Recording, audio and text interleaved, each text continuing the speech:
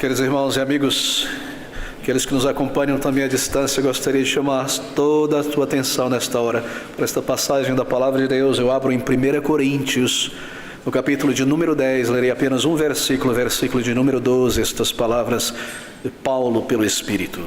Aquele, pois, que cuida estar em pé, olhe que não caia. Nosso título nesta manhã é Medidas contra o enfraquecimento na fé e a apatia espiritual. Medidas contra o enfraquecimento espiritual, o enfraquecimento na fé, a apatia espiritual. E como nós precisamos lidar com este tema, queridos amigos. Bem, aqui nós temos palavras do apóstolo Paulo, este é o contexto, primariamente dirigido a um número de crentes entre os coríntios, pessoas que orgulhosamente tomavam a liberdade que tinham em Cristo para fazer qualquer coisa, ir a qualquer lugar, porque Cristo os libertou, Cristo as salvou. Então elas tomavam esta salvação, esta liberdade, como uma autorização para fazerem qualquer coisa,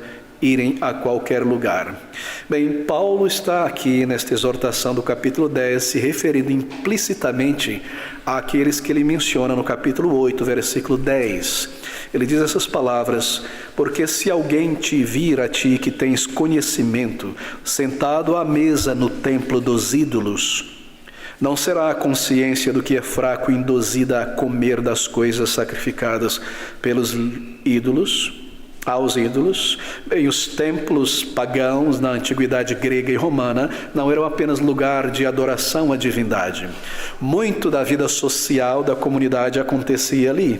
Coisas eram vendidas e compradas, encontros sociais eram realizados, e aqui em particular nós temos uma percepção de que mesmo alimentos eram ou vendidos ou servidos ali, uma espécie de restaurante comunitário, assim por dizer.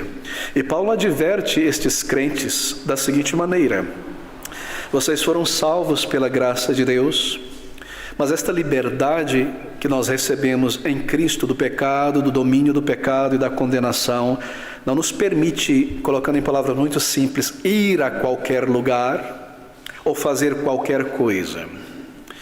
Porque outros têm caído ao fazer estas coisas, outros têm escorregado gravemente e se ferido na fé, se enfraquecido, e o mesmo pode acontecer com vocês se vocês forem a qualquer lugar, se vocês fizerem qualquer coisa. Por isso, as palavras do versículo 12 do capítulo 10, aquele, pois, que cuida estar em pé, olhe que não caia.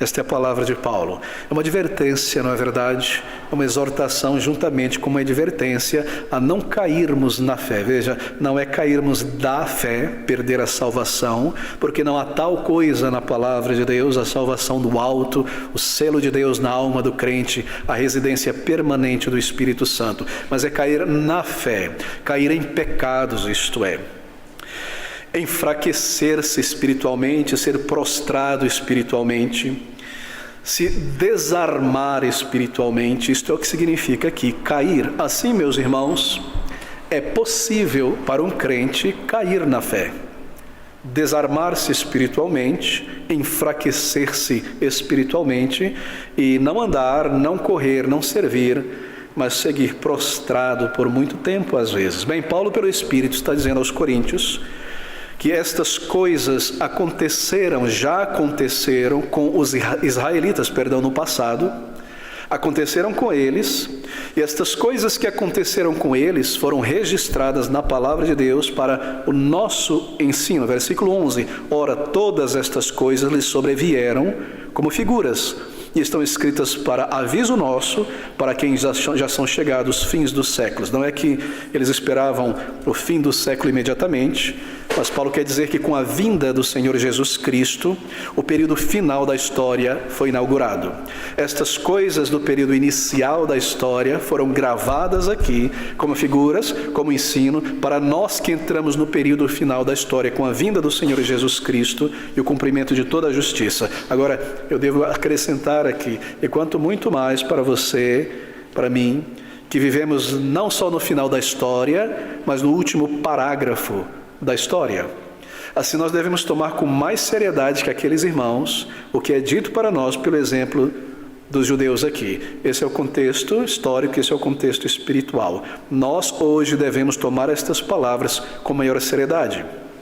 Porque diante de nós está um tropeço, meus irmãos, a cada dia nessa jornada, o tropeço, a possibilidade de enfraquecermos grandemente espiritualmente, de falharmos na nossa fé, isto é, a nossa fé não suportar as dificuldades, as ciladas do diabo, as armadilhas da velha natureza e deste mundo, e nós fraquejarmos e nos prostrarmos e perecermos naquele ponto, não perecermos, mas permanecermos naquele ponto.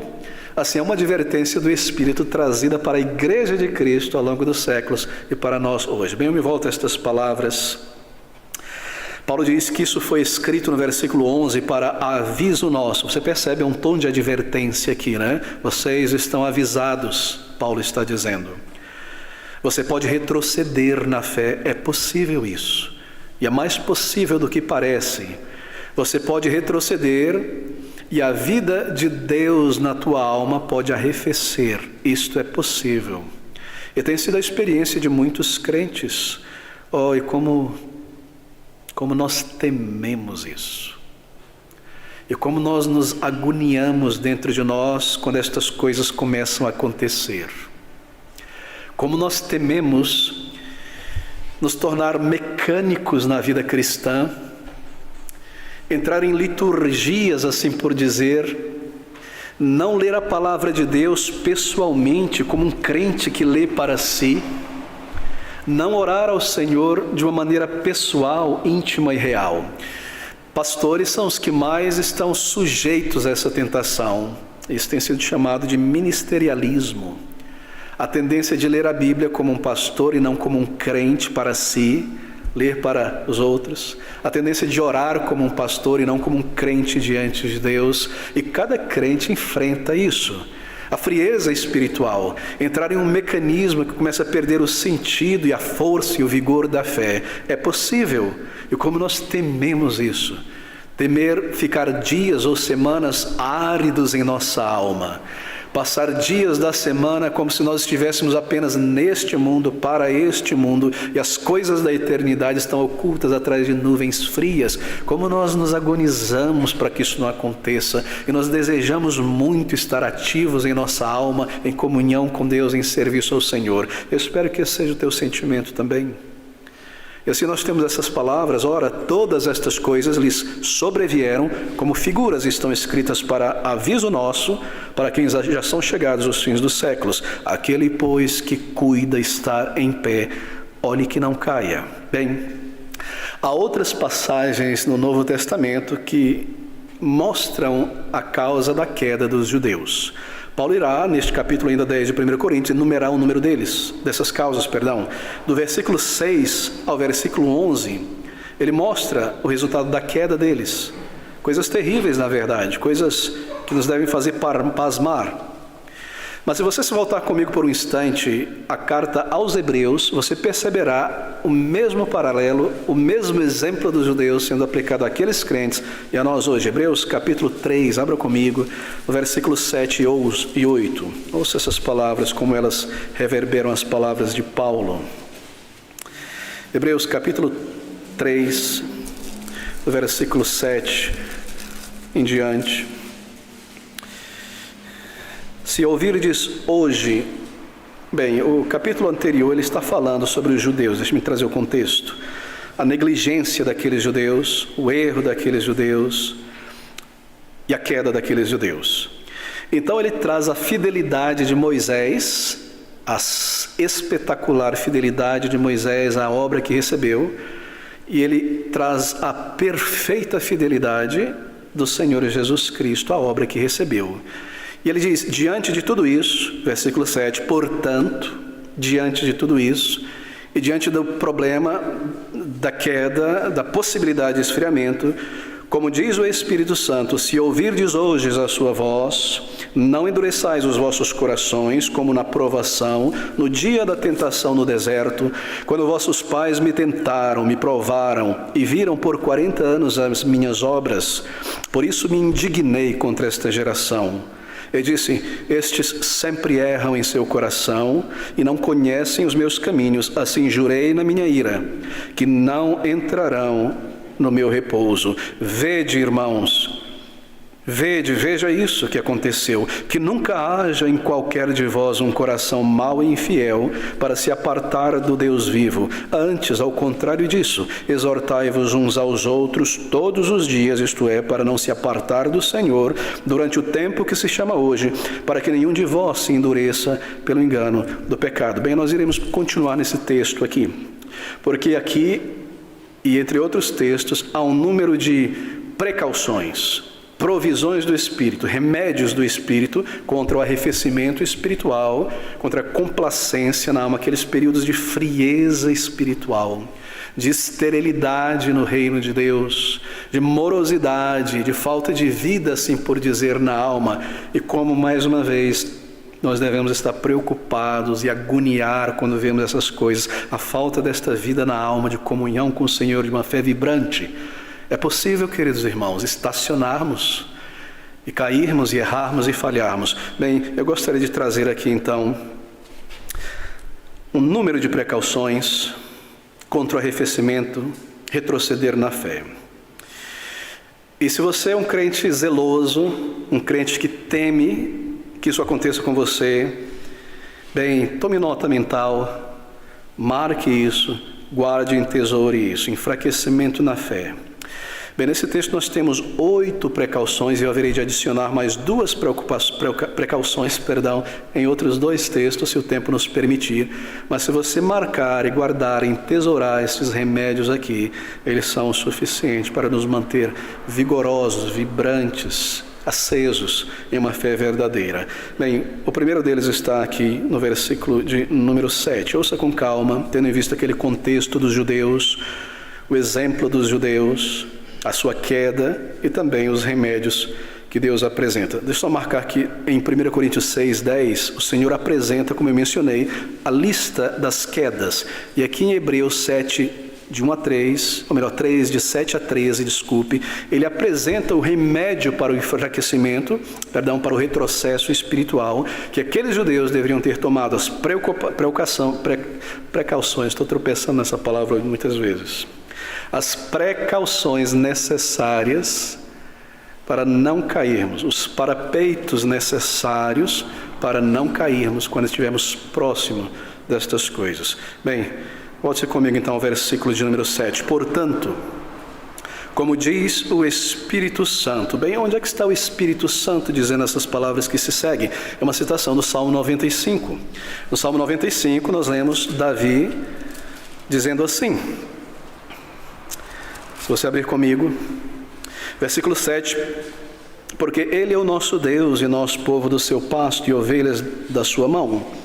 Se hoje ouvirdes a sua voz, não endureçais os vossos corações, assim como na provocação e como no dia da tentação no deserto, quando vossos pais me tentaram, me provaram e viram a minha obra. 40 anos estive desgostado com esta geração e disse, é um povo que erra de coração, não tem conhecido os meus caminhos, a quem jurei na minha ira que não entrarão no meu repouso. De volta a Hebreus. Portanto, como diz o Espírito Santo, lá no Antigo Testamento é o Espírito Santo quem fala lá e que fala aqui, por isso o texto é trazido para o Novo Testamento. A palavra de Deus é uma só, Antigo e Novo Testamento, sobre Cristo, sobre o povo de Deus, sobre a glória celeste. Portanto, como diz o Espírito Santo, se ouvirdes hoje a sua voz. Marque aí, esta é a primeira prevenção bíblica contra a queda espiritual. Se ouvirdes hoje a sua voz. Meus irmãos, se nós não ouvirmos diariamente hoje a sua voz, a voz de Deus, então nós iremos cair. Nós estamos no caminho, entramos na avenida para a queda espiritual. Se nós não ouvirmos a voz de Deus cada dia da nossa peregrinação, eu penso que não preciso fazer um paralelo comparativo entre os judeus, sua peregrinação para Canaã, entre nós, entre nossa peregrinação para o céu, envolvidos em muitas tentações, entre amalequitas, entre todo tipo de gente que não ama a Deus. Esse é o paralelo.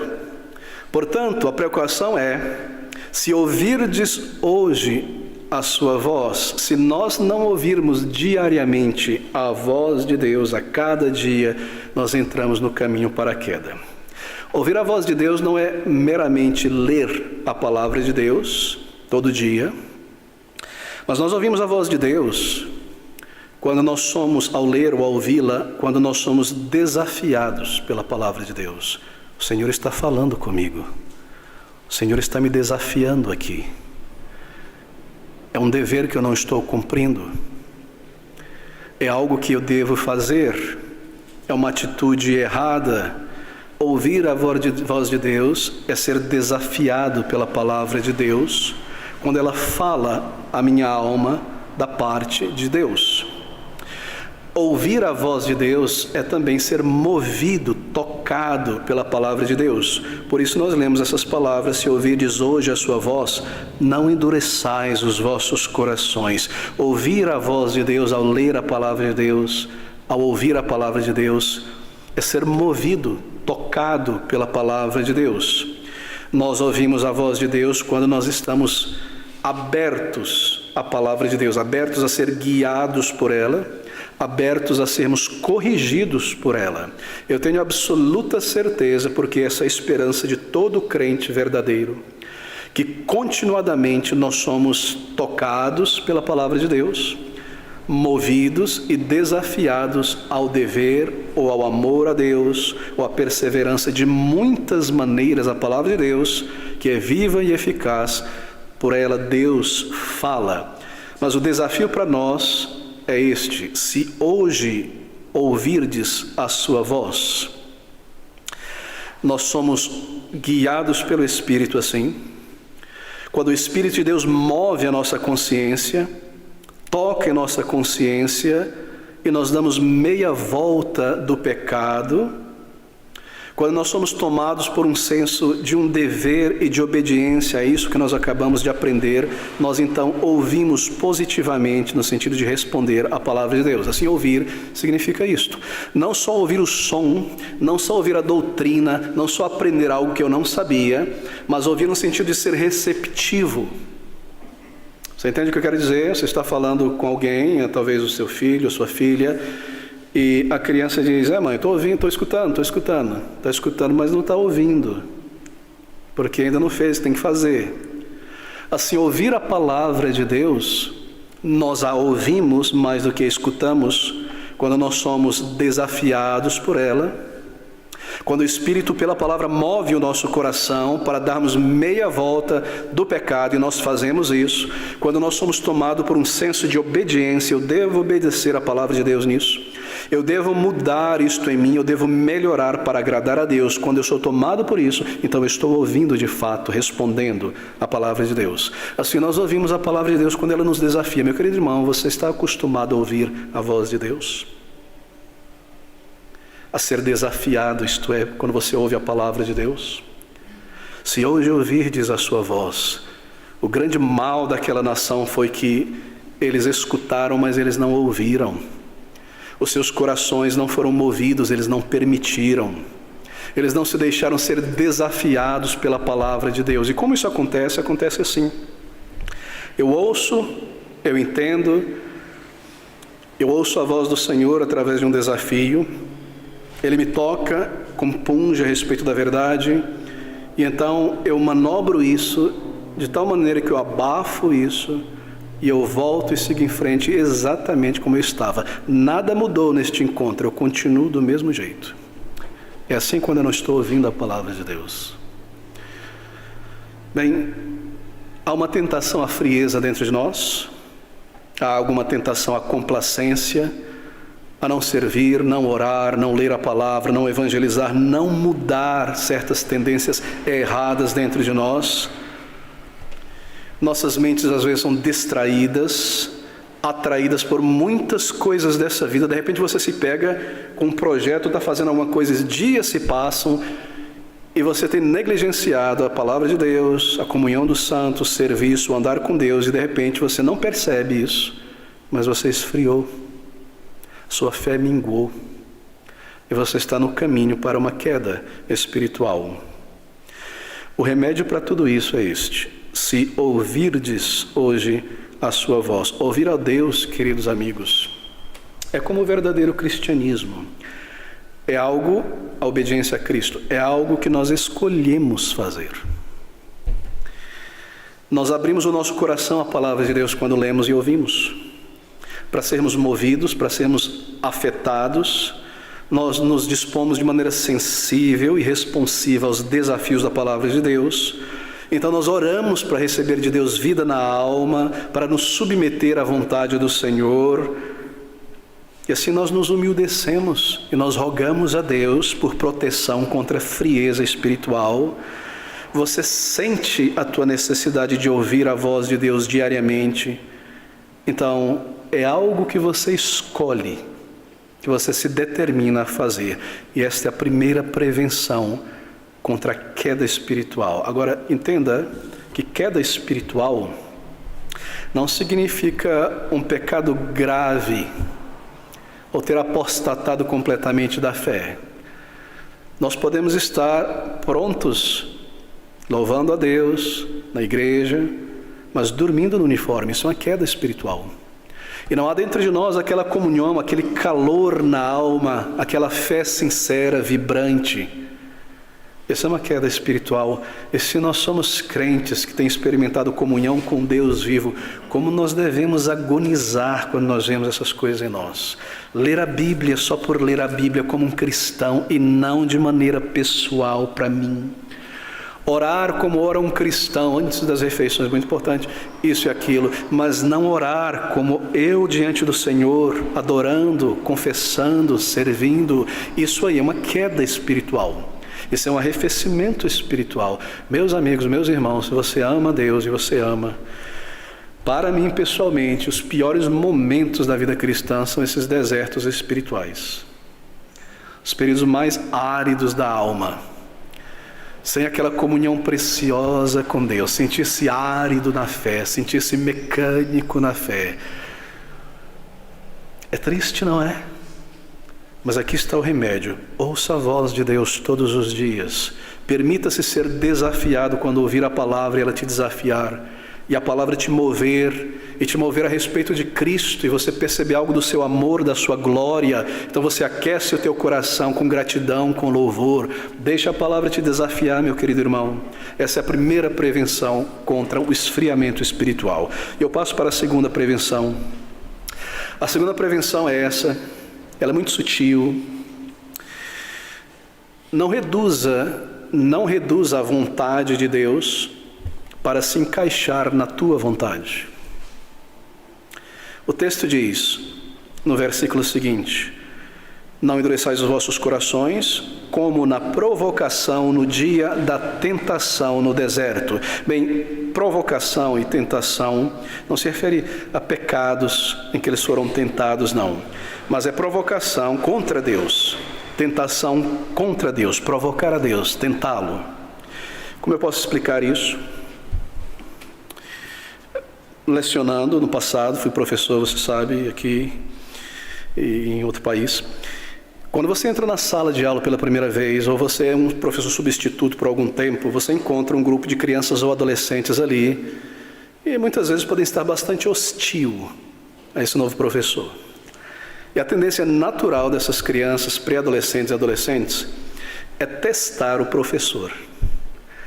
Eles vão testar você para ver até onde eles podem seguir sem fazer o que devem fazer e você não fazer nada. Eles vão puxando o limite para saber até onde pode chegar na desobediência, na indisciplina, sem que você não faça nada.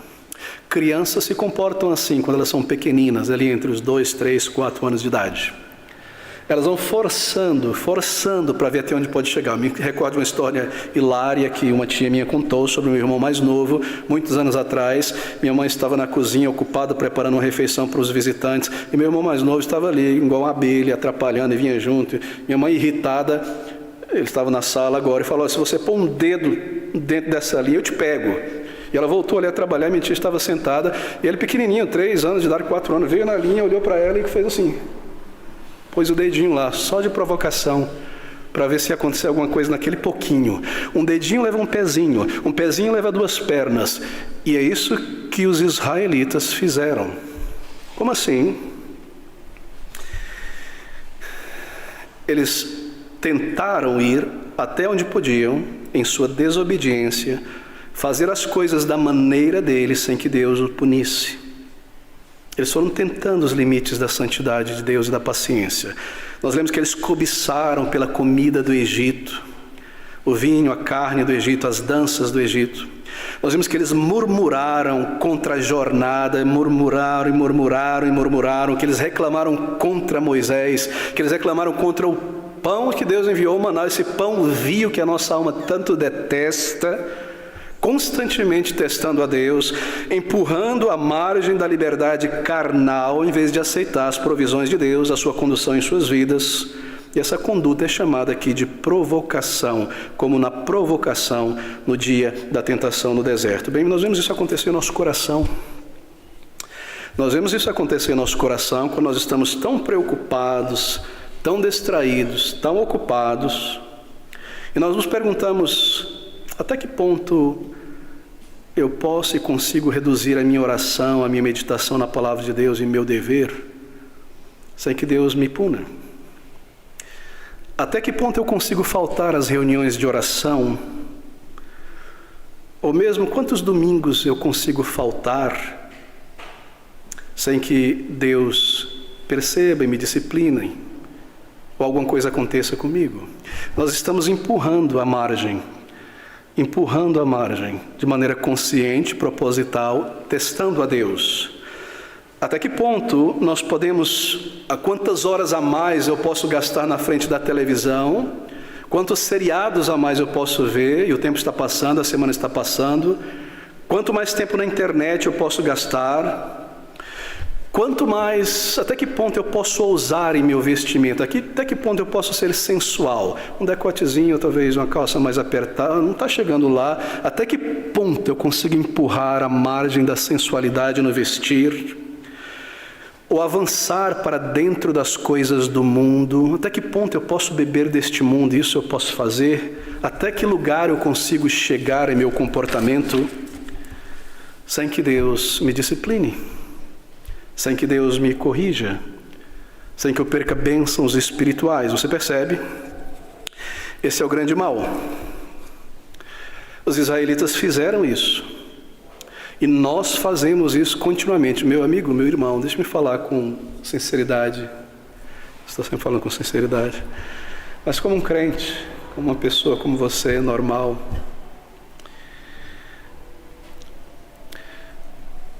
A verdadeira religião é algo da alma, do coração. Imagine o oceano, as águas densas da superfície. E imagine lá embaixo aquelas correntes de água que estão seguindo, certo?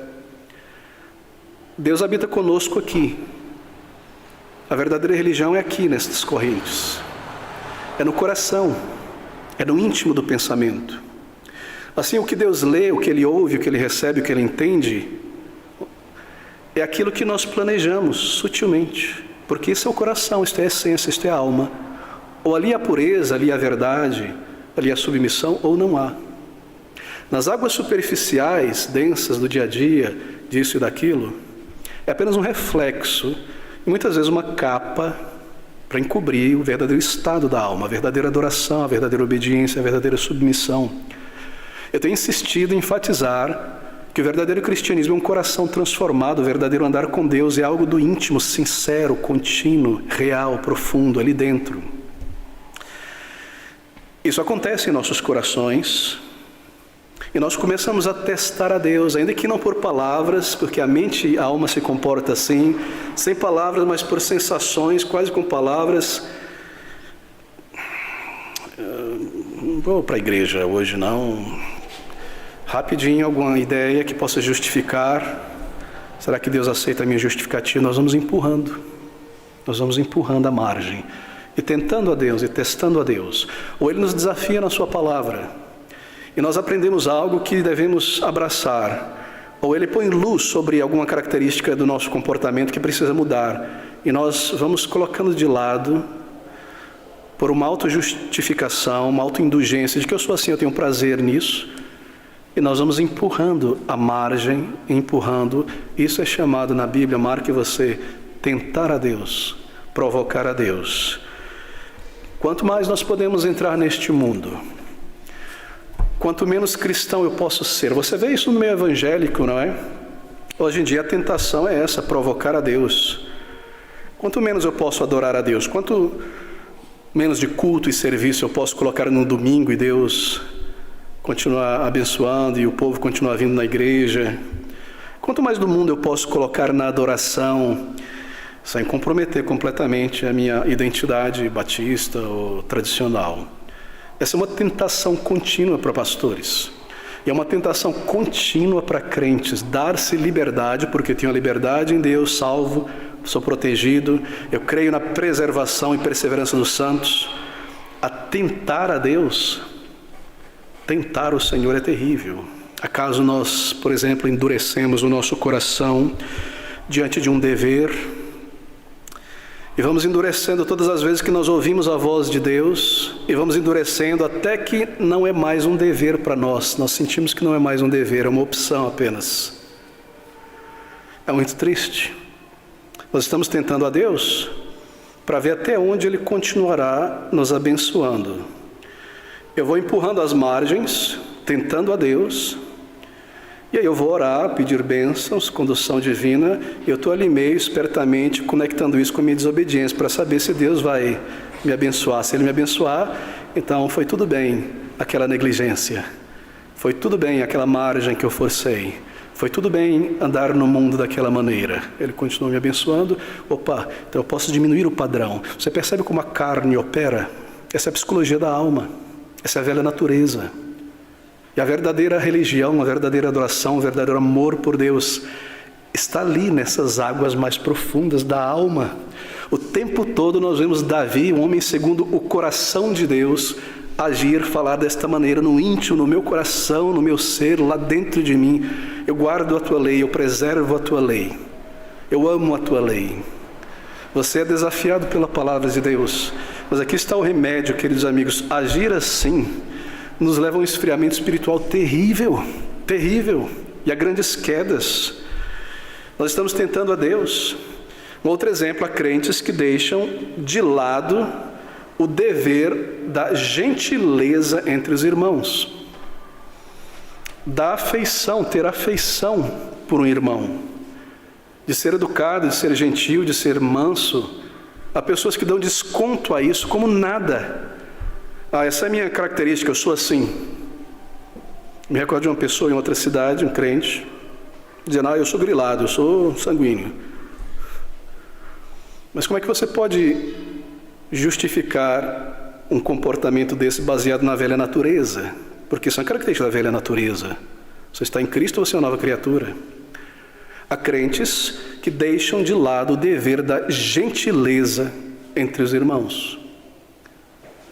Há crentes que deixam de lado o dever da afeição, de nutrir a afeição pelos irmãos. Meus queridos irmãos, nós não podemos seguir empurrando as fronteiras, aumentando o terreno para a carne, aumentando o terreno para a velha natureza e Satanás, com indulgência à velha natureza.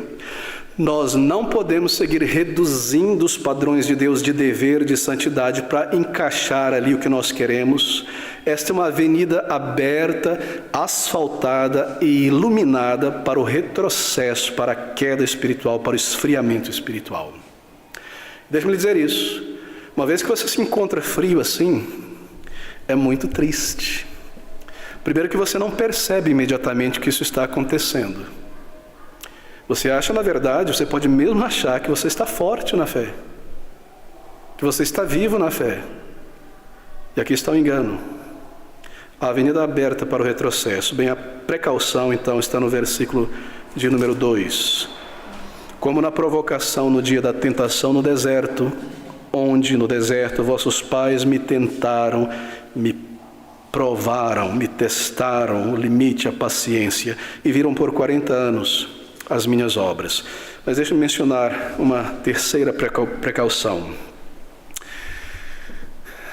Lembre-se sempre da obra de Deus, não só neste mundo, na história, na igreja, mas também na tua vida. Aquela provocação dos israelitas só foi possível porque eles pararam de se maravilhar com as obras de Deus. É impressionante, não é? Volte-se comigo ao nosso texto inicial, 1 Coríntios 10, de 1 a 5. Observe, eles pararam de se maravilhar. Paulo está dizendo isso. Eles pararam de se maravilhar com a obra de Deus. Ora, irmãos, não quero que ignoreis que nossos pais estiveram todos debaixo da nuvem, aquela grande nuvem que os guiou o caminho todo contra o calor escaldante daquele deserto da Arábia. E todos passaram pelo mar, o mar vermelho, todos eles, um milagre gigantesco.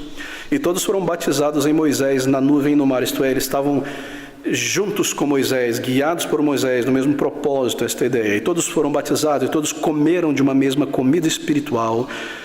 Deus falando àquele povo continuamente, beberam todos de uma mesma bebida espiritual, porque bebiam da pedra espiritual que os seguia. Observe isto. E a pedra era Cristo. A pedra espiritual que os seguia, a pedra era Cristo. Os seguia lá dentro do arraial. A tal ponto que em Números, Deus diz: eu não andarei com este povo, vai tu. Porque se eu andar com eles na minha ira, eu os acabarei com eles. Ele andava com o povo no arraial. A pedra espiritual que o seguia, a pedra era Cristo. Mas Deus não se agradou da maior parte deles, por isso foram prostrados no deserto. Como? É impressionante. Por 40 anos, diz a palavra de Deus, eles saíram do Egito com uma roupa e chegaram lá, os que sobreviveram, com a mesma roupa. Os filhos, não é? O tecido não foi gasto naquele sol. As sandálias deles, de tanto andar, não se desgastou. Os pés deles não incharam. Nenhum deles teve alguma ou qualquer enfermidade. Deus preservou a energia, o sapato, a roupa, sem enfermidade. Ele levantou uma coluna imensa, uma nuvem de fumaça, para proteger aquele povo. Por trás escuridão, na frente luz, para andarem à noite e fugirem. Eles viram coisas gloriosas. Deus no Sinai, a voz de Deus. Moisés descendo com o rosto iluminado, as tábuas da lei, tantas e tantas coisas. Como, pois, eles poderiam provocar a Deus, tendo em primeira mão os sinais da glória de Deus e seu poder? Bem, a razão é essa. Eles pararam de ver as maravilhas de Deus. Eles viram coisas maravilhosas por um tempo muito longo, e aqui está o caminho para o retrocesso: esquecimento e ingratidão. Perda do maravilhamento diante da bondade e do poder de Deus. Isso acontece, queridos irmãos, quando nós falhamos em refletir, isto é, em relembrar, em propositadamente trazer à nossa mente, então, pensar e louvar a Deus. E quando nós fazemos isso, bem, a nossa falha em nutrir o coração, resseca o coração. Lembrar das maravilhas de Deus em todos os aspectos, história e nossa vida em particular, é água na planta. Nutre o coração, mantém o coração vivo, não permite que resseca. Lembrar da graça de Deus, da paciência, da bondade de Deus. O que eles fizeram foi isso, eles tomaram como algo comum, permanente, como essas paredes comuns estão sempre aí, as maravilhas de Deus. O cuidado de Deus. E assim eles perderam o senso de quem Deus é, perderam o senso de Deus. Conversando com alguém outro dia, a pergunta foi: por que é, pastor, que às vezes pessoas saem de uma igreja bíblica? E observando, além de algumas outras razões, muitos deles oraram por uma igreja bíblica. Estavam em um deserto espiritual e clamaram a Deus por uma igreja bíblica, por crentes bíblicos, um lugar de adoração. E Deus, na sua bondade, respondeu esse clamor, porque é a vontade dele que todo verdadeiro crente esteja em igrejas bíblicas, orgânicas, servindo ao Senhor. Então eles estavam ali muitas vezes e se maravilhavam nas primeiras semanas. E se maravilhavam da palavra de Deus, e se maravilhavam dos crentes falando sobre coisas espirituais depois do culto. E uma igreja evangelizando domingo após domingo. E literatura bíblica, e isso e aquilo, e coisas maravilhosas. Eles estavam vendo coisas que não tinham visto, e diziam coisas que aprendi em um mês, coisas que eu não aprendi em 10 anos. E tenho visto pessoas que vivem de fato uma vida de santificação para o Senhor, que amam almas. E estou entendendo agora o significado de reverência no culto ao Senhor e quão maravilhoso. Eu não quero voltar atrás daquelas coisas da bagunça do mundo na adoração. E o tempo foi passando e estas coisas maravilhosas, elas se tornaram comuns. E o maravilhamento é perdido e junto com ele a reverência, o senso de Deus e o senso daquilo que é santo. E nós deixamos de ter compreensão se algo é bom ou se algo é ruim.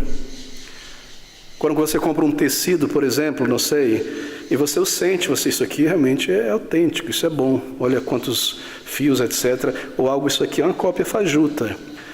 E nós perdemos o discernimento e não conseguimos mais perceber que aquilo que Deus coloca diante de nós é bom, é muito bom. Porque nós temos isso o tempo todo. Eu mencionei o exemplo de um filho de um pastor que eu conheci.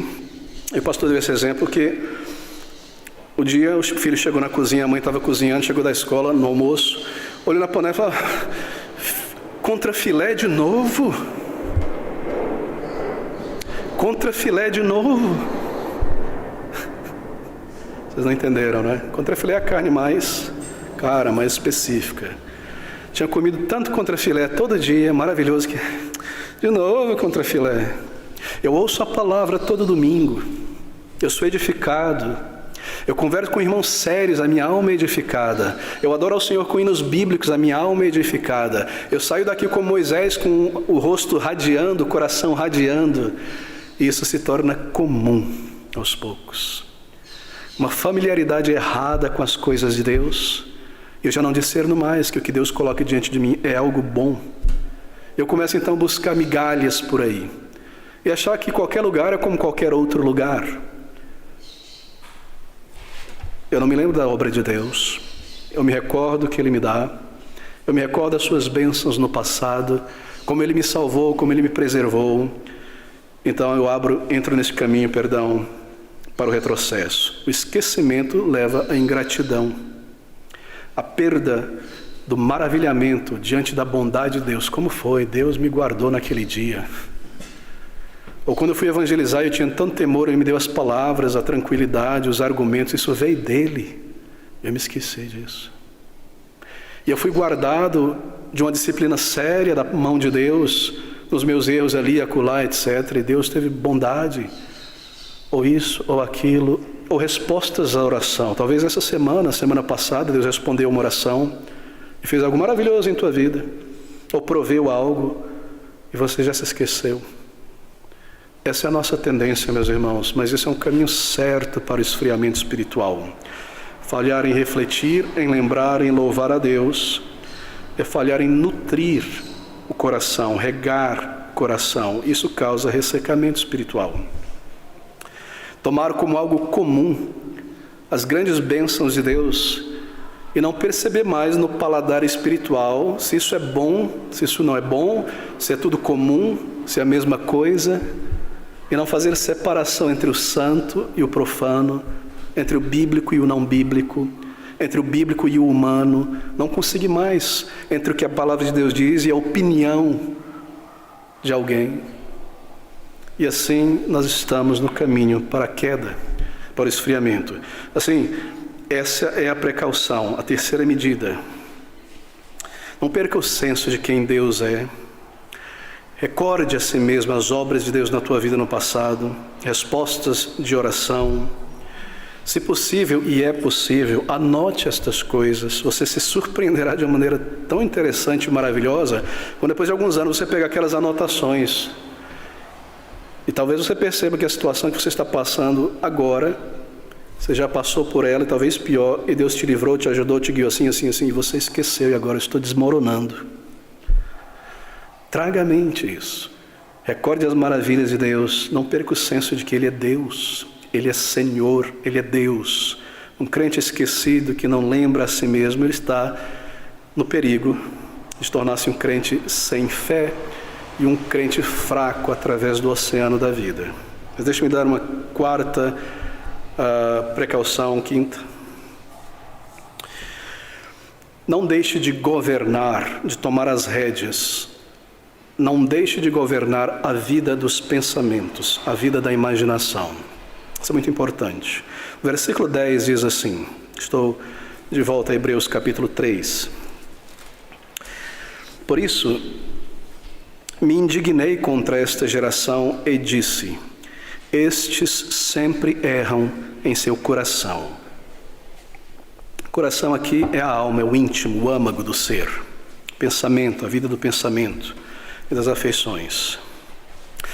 O Senhor está dizendo que no coração aquela geração vagou. Essa é a raiz da palavra aqui. Ela não tomou controle. Em outras palavras, aqueles homens e mulheres israelitas, eles permitiram que na vida do pensamento as coisas corressem soltas, não controladas, não checadas, não monitoradas. Foram pessoas, e há muitos crentes assim, que não parecem ter um princípio controlador dos pensamentos. E seguem pela vida sem restringir os seus desejos. Talvez desejos de cobiça que seguem pela mente e imaginação por minutos e horas às vezes. Talvez autoindulgência nos pensamentos. Talvez desejos mundanos. Então a imaginação agarra estas coisas e constrói certas histórias e novelas, e as coisas seguem. E você entra por caminhos errados de cobiça, ou de malícia, ou de maldade, e estas coisas estão indo. E a falta de ter um princípio que governe, a falta de tomar as rédeas da mente e da imaginação, é o caminho mais rápido para o esfriamento espiritual. Porque, novamente, são nessas águas profundas que Deus está conosco, observando a nossa alma, o nosso ser, o nosso amor. E essas águas profundas envolvem a mente, a imaginação, é claro, ali tudo começa. Tudo começa no painel de controle. Tudo começa dentro do templo da nossa alma. Que coisas entram ali? Controlar a mente. Se eu não controlo a mente, e eu me permito seguir com pensamentos errados, logo eu vou ser levado à murmuração e a me tornar uma pessoa que está sempre murmurando dentro de mim. Um coração que vai se endurecendo. E conforme eu permito uma imaginação, um pensamento sem controle,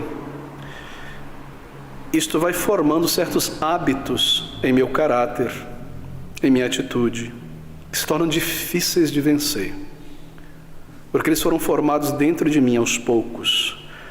Queridos irmãos, a imaginação deve ser dedicada a Deus.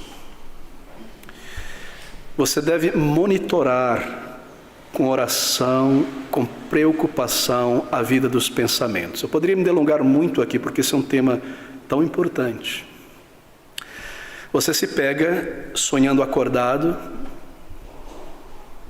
e você é o centro de tudo. Apague as luzes desse palco. Tenha um princípio que governa.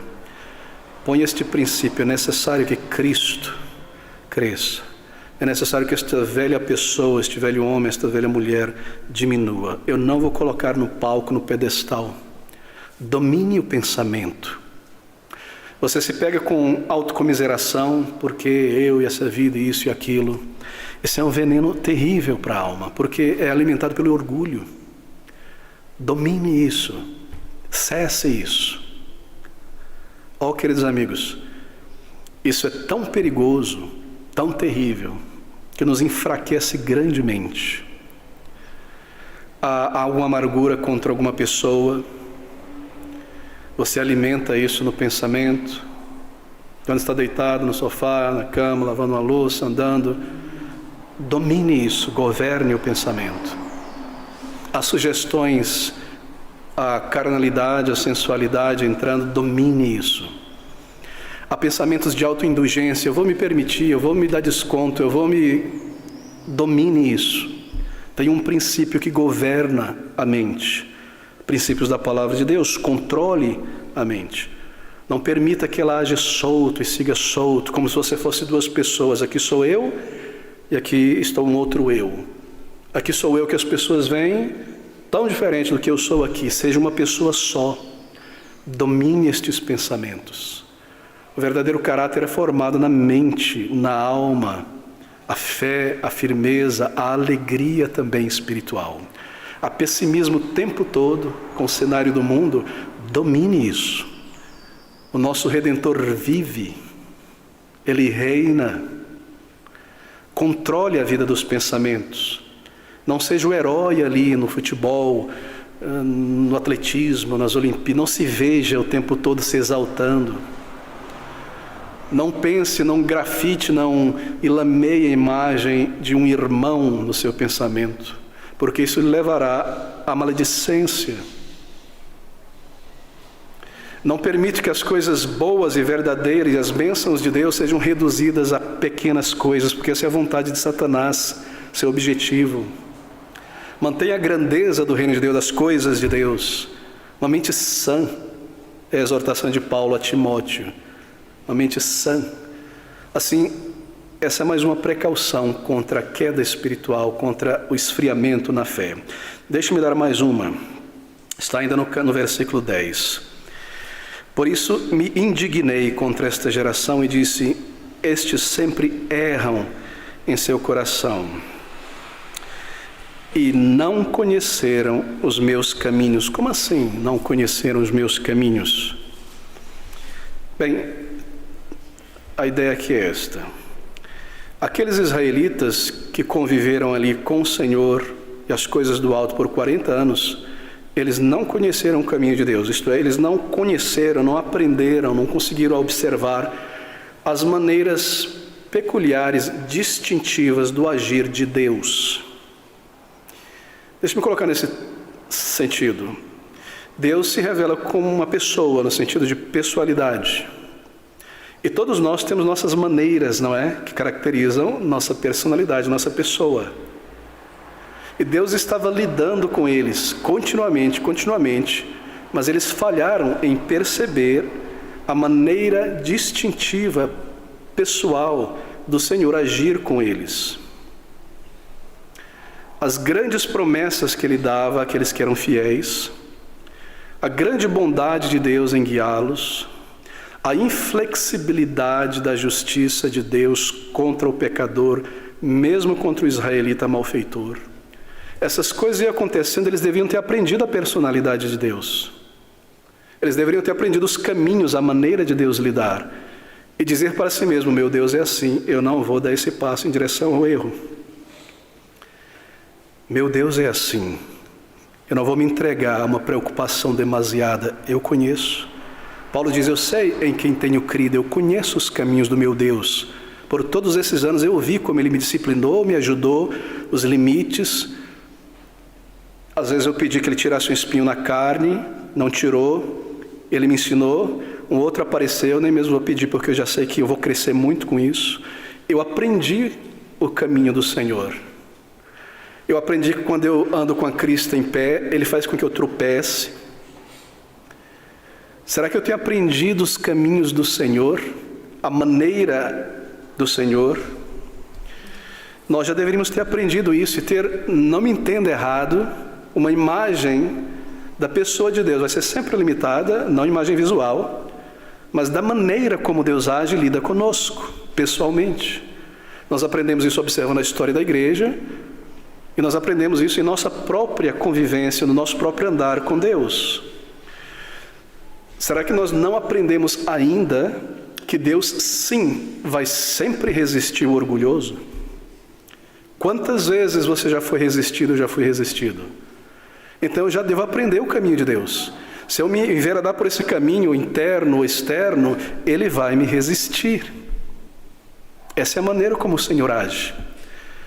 Será que eu ainda não aprendi que naqueles momentos quando eu quebrei propositadamente o orgulho e me rebaixei aos pés do Senhor e me humilhei debaixo da mão do Senhor e fiz o que eu tinha que fazer, me submeti, que Ele me deu grande bênção e alegria e tantas coisas? Isso já aconteceu tantas vezes. Será que eu não aprendi que isso é uma característica do agir do Senhor comigo? Eles não aprenderam a maneira como Deus lidava com eles, os caminhos do Senhor. Eles não aprenderam, eles não entenderam. Quais são as bases para a bênção de Deus? Eles deveriam ter aprendido. Nós precisamos aprender e assim nos alinhar aos caminhos de Deus. E essa é a base para uma fé que não mingua. Mais e mais, conhecer mais e mais dos caminhos do Senhor. Você observa a história, você observa a cidade, você observa as pessoas, e você vê esses padrões se repetindo, da maneira como Deus lida. Um povo se afasta de Deus, a mão do Senhor vem em cima como disciplina.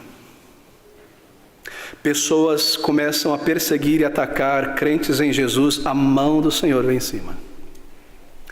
Um crente se levanta do torpor espiritual para uma vida com o Senhor, bênçãos começam a vir. Eu coloco o reino de Deus em primeiro lugar, as demais coisas são acrescentadas. Esses são os caminhos do Senhor em minha vida. Assim Ele tem lidado comigo. O seu treinamento, eu já sei que se eu for por esse caminho, eu sei que se eu perseverar aqui, você já aprendeu os caminhos do Senhor, meu irmão. Quão necessário é isso? Essa é a base para uma fé que não mingua. Essa é a base da verdadeira maturidade cristã. Essa é a base de um senso de que, de fato, o Senhor está me guiando. Eu já sei que em certas situações que virão, como será o proceder de Deus, o que Ele me comanda, o que Ele espera, porque eu já experimentei, eu sei em quem tenho crido diante dessa adversidade. Conheça os caminhos do Senhor em tua vida. Ande nesse relacionamento real com Deus, inteligente, baseado na maneira como Ele lida com você, pela palavra, é claro. E aqui está mais uma prevenção, e nosso tempo se acaba, para contra a queda. Tenha medo, tema no íntimo do seu coração a queda espiritual. Versículo 11 ao versículo 12. Assim jurei na minha ira, que não entrarão no meu repouso. Vede, irmãos, que nunca haja em qualquer de vós um coração mau e infiel para se apartar do Deus vivo. Tema. Se os israelitas somente tivessem temido o que iria acontecer, as consequências do comportamento deles, eles não teriam ido àquela distância. Tema o que possa acontecer com tua alma, com tua vida, se você vagar dos caminhos do Senhor.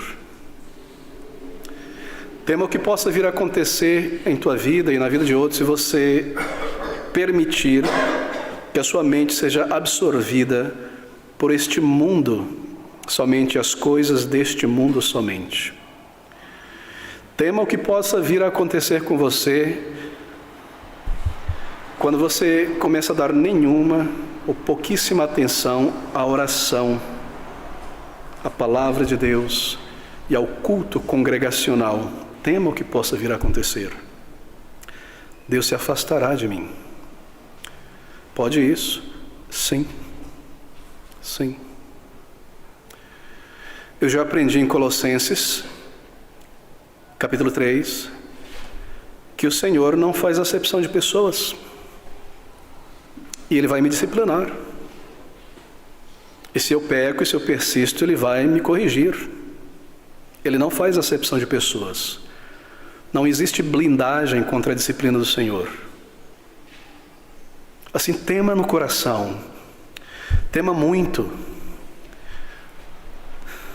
Passar dias e semanas frio espiritualmente, não sentir a vida na alma da comunhão com o Senhor, passar dias e semanas como se esse mundo fosse tudo, e as preocupações e o peso, etc., dessa vida, e não ter vida na alma, e paz e alegria, e ser frutífero. Tema o que possa vir a acontecer, tema muito. Se eles temessem isso, eles não teriam ido tão longe.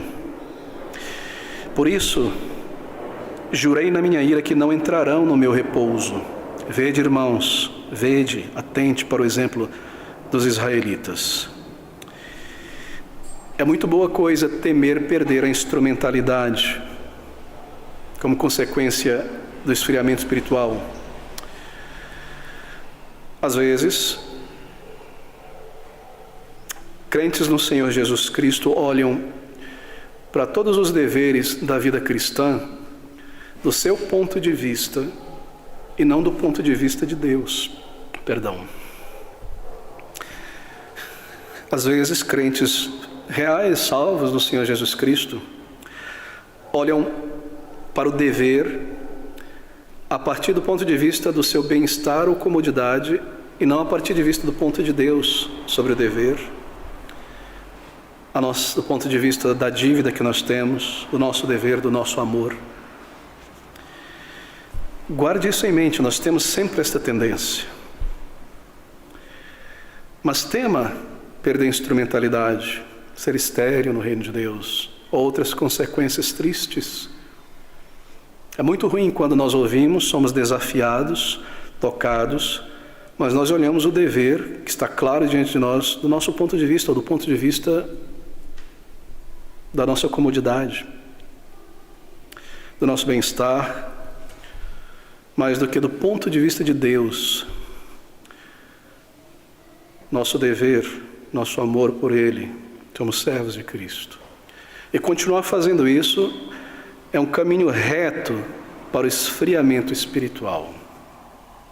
Meus irmãos, o objetivo dessas exortações são precauções para não cairmos. Mas deixe-me concluir com apenas mais uma exortação, que está no versículo de número 13. Antes, ao contrário de tudo aquilo, exortai-vos uns aos outros, todos os dias durante o tempo que se chama hoje. Exortai-vos uns aos outros. Agora, Hebreus 10, 25, usa as mesmas palavras. Não deixando nossa mútua congregação, como é costume de alguns. Antes, admoestando-nos, exortando-nos e admoestando-nos uns aos outros, e tanto mais quanto vedes que se vai aproximando aquele dia. Está perto o retorno de Cristo. E aqui está mais uma precaução poderosa contra o esfriamento, prostração espiritual, o retorno a uma vida neste mundo. Nós devemos ter a liberdade e a graça de podermos ir uns aos outros e nos exortarmos mutuamente, sem abraçarmos espinhos. Nós devemos ter esta liberdade de sentir-nos obrigados a não permitir que alguém siga num pecado e caia num buraco e agir antes que isso aconteça. Nós devemos ter a liberdade de ter a obrigação de repreender um irmão que está fora de ordem antes que um grande mal aconteça. Exortando e admoestando-vos uns aos outros. E aqui, de uma maneira muito prática, para nós guardarmos, nós devemos ligar um para os outros, mandar uma mensagem e perguntar: meu irmão, há 2 domingos que você não está na igreja. Não deixando nossa mútua congregação, como é costume de alguns. E se nós nos mantemos unidos e preocupados uns com os outros, a brasa no braseiro continua forte, vibrante. Uma brasa fora do braseiro tende a esfriar. Assim, se você percebe um irmão, uma irmã distante, sim, há enfermidades ou alguma dificuldade que acontece, entendemos perfeitamente, mas isso se tornou um padrão regular. então você deve exortar. Você deve ter a coragem e a gentileza de fazer isso. Cristo está voltando. É hora de falhar na igreja, de faltar, de não estar com o povo de Deus, de se dar entretenimento e outras coisas, não deixando a nossa congregação, admoestando-nos uns aos outros, e tanto mais quanto vezes que se vai aproximando aquele dia. Este é um parapeito de grande segurança, quando crentes no Senhor se importam uns com os outros, e o cuidado da alma uns dos outros. Eu não posso permitir que esse meu irmão enfraqueça. Bem, nosso corpo e nossa mente operam da seguinte maneira. Espero que você tenha percebido isso e concorde comigo. Você enfrenta algum desafio, enfermidade, isso te para um pouco, não é? Talvez você não esteja na igreja ou na oração, ou talvez não tenha lido a palavra de Deus, orado. E aí você se recuperou. Você se recuperou, mas o teu corpo e a tua mente parece que não se recuperaram, e você permanece daquele jeito. E você não vai à igreja novamente, porque há o lastro da justificativa de que eu estava doente, ainda estou no contexto, embora eu já sarei. Você percebe como nós operamos? E é no momento que você faz isso, a segunda vez, na terceira vez é muito difícil. Seu corpo vai querer não ir à igreja. E todo tipo de razão e justificativa virá. Até razões como essa. Bom, eu tenho o direito de não ir um dia. Tudo bem. Sim, mas isso já aconteceu, se tornou um padrão regular.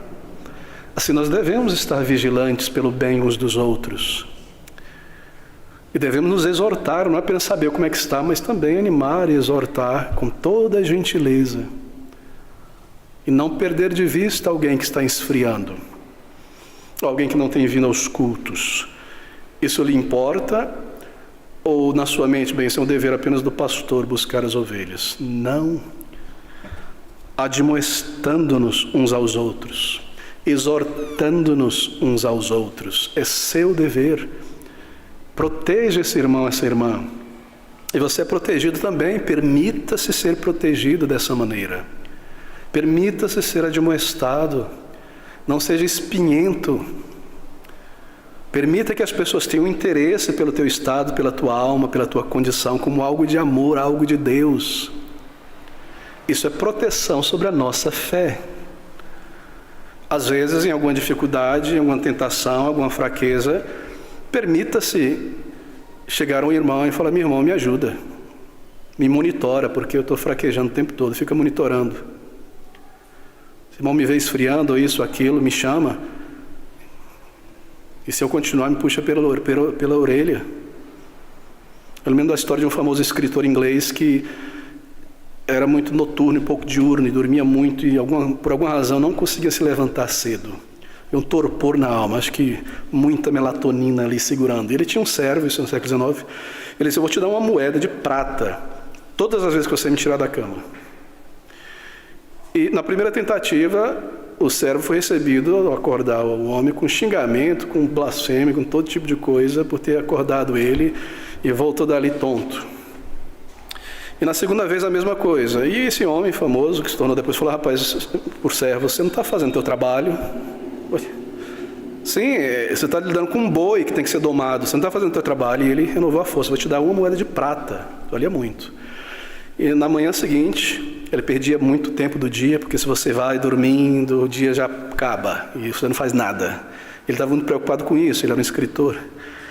E no dia seguinte o servo foi lá e arrancou o lençol e puxou pela mão e perna, e recebeu chute, mas conseguiu tirar o homem e foi embora ali, triste, machucado. Mas sempre uma hora depois, ele recebeu um agradecimento e uma moeda de prata.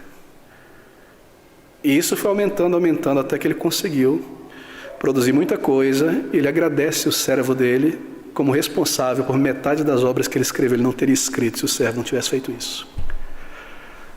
Ser xingado, tomar pontapé para fazer o que tem que fazer.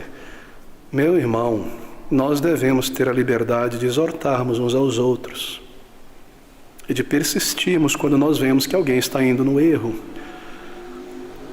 Não se mete na minha vida. Não permita pecado na vida do irmão, que ele caia no buraco. Ore ao Senhor, procure um outro meio, meu irmão, veja isso. Não permita. 3 domingos que você não está na igreja, isso é terrível. E você continua fazendo essas coisas no dia do Senhor, isso vai te atrair mais e mais e te esfriar mais e mais. E você está andando com essas companhias, bem, é claro, entenda isso. Para nós podermos fazer esse tipo de admoestação, é necessário um ambiente, um contexto de verdadeira amizade. Não é? Mas se nós lutamos contra a amizade, somos espinhentos, isso nunca acontecerá. E isso entristece o Espírito de Deus. Permita-se ser exortado, admoestado quanto à vida na alma, quanto aos deveres cristãos, quanto ao reino de Deus, quanto à jornada, quanto a levantar-se de um estado de frieza, quanto a obedecer a Cristo. Permita-se, em nome do Senhor Jesus, ser exortado por um irmão, uma irmã, sem se ofender. Permita-se, exortando-nos mutuamente, admoestando-nos mutuamente, em particular a não deixarmos nossa mútua congregação, dia do Senhor, reunião de oração, esteja aqui, pela manhã e à noite, em cada oportunidade. Nós precisamos ajudar uns aos outros, ao corpo, ao torpor, ao cansaço, os desafios da vida e da semana, as limitações, ao mundo, a Satanás, tudo militando contra nós. Nós precisamos ajudar-nos uns aos outros. Eu concluo aqui, porque essa é uma imensa proteção, precaução contra o esfriamento espiritual de qualquer crente no Senhor Jesus Cristo. Se importe, meu irmão, se importe. Eu mencionaria mais um, mas não há tempo. Não demore muito tempo em conhecer as doutrinas da fé. Se você veio do meio pentecostal, garanta que logo você aprenda a doutrina do Espírito. Garanta que logo você aprenda a doutrina da igreja, a doutrina da salvação. Garanta, não deixe essas coisas bagunçadas. Enraize-se no conhecimento da vontade de Deus. Não é apenas doutrina, mas também qual é o meu dever aqui. Não ponha de lado isso. Assim, enraize-se logo na palavra de Deus. Cresça no conhecimento. Mas mantenha em vista essas 9 precauções contra a queda e o esfriamento espiritual. Veja, tudo começa assim. Nós esfriamos, e o esfriar é basicamente se desarmar. E quando você está desarmado, facilmente você é derrubado pelo maligno, pelo mundo, pela velha natureza. É um exemplo simples. Seu sistema imunológico está baixo, dentro de nós tem um monte de problemas que vão começar a pipocar simplesmente porque o sistema imunológico está baixo. Uma ferida aqui, um problema aqui, uma dor aqui, uma doença já estava dentro de mim. Você esfria espiritualmente e todo tipo de mal começa a aparecer. Não permita isso. Tema isso, recapitule essas precauções. Hoje mesmo, amanhã, ore ao Senhor, deseje manter vida na alma, comunhão com Deus vivo, andar no Espírito. Ser guiado pelo Senhor, um relacionamento sincero, real, com Deus vivo, ser frutífero na obra do Senhor. Meus irmãos, é para nós, precauções contra a queda espiritual. Recapitule esses pontos, e ore ao Senhor e aplique ao teu coração, e o Senhor nos abençoará.